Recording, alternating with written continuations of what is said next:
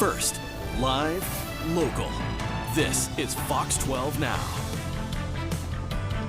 Back here live in the Fox 12 newsroom with more Fox 12 Now, live streaming here every weekday afternoon. And right now we're going to talk about a concert that you can go to, a symphony, if you will. We're talking about something over in Astoria and Warrenton in a very family-friendly production from the Columbia River Symphony. But it is something that I think is very relatable if you had any drives over there to the coast. We're talking about The Bump. We've done a lot of news reports on The Bump. We've actually got some footage that you'll see during this interview. But it is that little section of the road, and we'll explain it to you a little more here in this segment, where if you're driving over to the coast on that road, you know what we're talking about because you probably either slowed down for it or forgot to slow down for it and found yourself getting air as you go over it. Well, there is now a comic book and a musical about that. Let's get into it. Here we go. Corey, thank you for being here. Excited to talk about The Bump and how this came about. Something that's been a topic here on this show, on all of our news shows for a long time. A lot of people know what The Bump is. We're going to get into that in case people don't know. Before we do, could you tell us about yourself and the symphony? Yeah, so my name is Corey Peterson, and I've been out here on the coast, Astoria, Warrenton area for about 20 years. My wife and I moved out here and started our music career out here. She's actually the orchestra director at the Astoria School District, and I took on the building a band program out in the Jewel School District. And so that's how we came to be here on this part of the coast for our lives. And there wasn't a spot for the youth to be taking part in music out here after the school time. So we thought, let's create a little youth symphony. And that was in 2007 in the summer. And I think it started off with like 6 or 7 kids or so. And the audience, I think we had 3 in the audience at that time. At some point, I remember we had a couple adults that want to help mentor these kids. And so that's kind of how we got the adults involved with this whole group. And before long, I remember driving up the hills of Astoria, looking in the rearview mirror, and I saw the Columbia River behind me and trying to distinguish our group from other groups out here. And so I just thought, Columbia River. And I threw the word symphony, and I looked at my wife and said, I got it. And then from there on, it morphed into something we never thought it would take on, to this level here. That's amazing. 2007, so almost 20 years now. Yeah, the next summer after this will be our 20th anniversary. Mm-hmm. That's so great. And so you've had this going and giving, clearly it's taken off as far as the community embracing it. Yeah, I mean, going from 3 people in the audience, only go up from there. Well, what is it about it about performing like that just, means so much to you in the community there? Well, I conduct all three of the symphonies out here. I conduct all 3 of them. And this one has a different feeling to it. It's very family. We have never turned a single musician down that was interested. So it doesn't matter your skill levels. You come in, and the goal is we lift one another up. And it holds such a high caliber because even by the time we get to the final product, I think people are quite surprised of how stylish this is by the end. But just the level of supports all the way from, if you got middle school students all the way up through, I think I got a gentleman in his upper 80s right now, and everyone literally supports one another. When you walk in, it's just a wholesome, wonderful feeling in that group. That's so cool. Well, tell us about this particular musical and how this came about.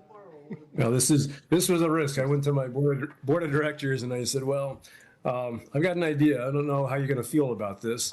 And general, as we're going through this, I expressed to them that I created a comic book, and I've got it here. It's called, I don't know if you can see it at all, but it's called The Bump. And I wrote this thing over the time period of about 2 weeks.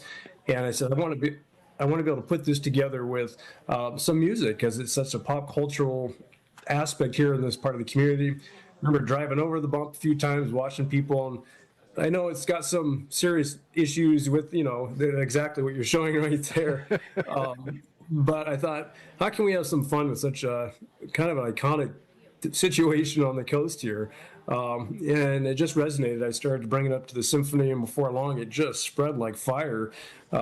And then I was thinking about how we're going to make this even more interactive. So I contacted a gentleman who's going to MC the event and improv and just have some fun with the whole thing between audience, orchestra himself, the comic book that we put together, and then the music selections, which May the Road Rise to Meet You, Gonna Fly Now. I mean, there's just some fun selections that I thought we could really have a heyday with this. And before long, it took off, and I didn't really expect it to pick up as much steam as it has. Well, I mean, people know what the bump is, or a lot of people do. Yes. In case they don't, actually, could you tell everybody what the bump is? Well, ironically, it's one of my percussion players wanted to play a piece called Triskaidekaphobia. And I said, what does that mean? He says it means the fear of milepost, or excuse me, it's fear of number 13. And on mile marker 13 of Highway 26 here is this giant bump that has just continues to rise and rise. And no matter how many times they fix this, with how the earth is constantly shifting, it says 5 miles an hour, and cars don't realize they mean 5 miles an hour. Or you're going to be launched into the next stratosphere here. Yeah. It's true. I was just drove over there the other day, and yeah, it's real. Slow down. They mean the goal is not to make anybody upset by this. We're just having a good-natured fun. It's family friendly. The bump in my mind was a kind of a B horror movie, like The Blob. It's just it keeps coming back no matter how many times you suppress it and push it down. And so we have not ODOT but ODAT is in here, fighting as the main people. We got the news crews and all sorts of stuff trying to help take care of the bump here. Yeah. Battle the bump, yeah. Well, what's the response been like so far since you put this out there? Everybody wants to be a part of it. Everybody wants to have some sort of connection with it, whether it's putting up the concert titles, the concert photos, the names, the decorative things that go on the stage, the attire. We got stickers. I mean, all sorts of stuff. People are just excited to be part of something. It brings us together despite the situation of the actual bump. That's fantastic. Well, for people who want to come out and watch the performances and all of that, what's the when, where, and how for that part?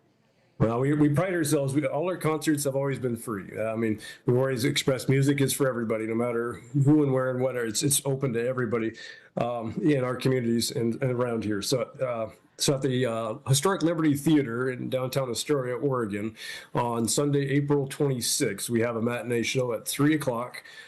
We open the doors at 2. We do have a pre-show. It's called the Wild Tides. It's one of our clarinet players has a ukulele band with electric bass and percussion. So we've got a whole afternoon planned for everybody to come out and just have some laughs and support your local community groups and music and just have a good time.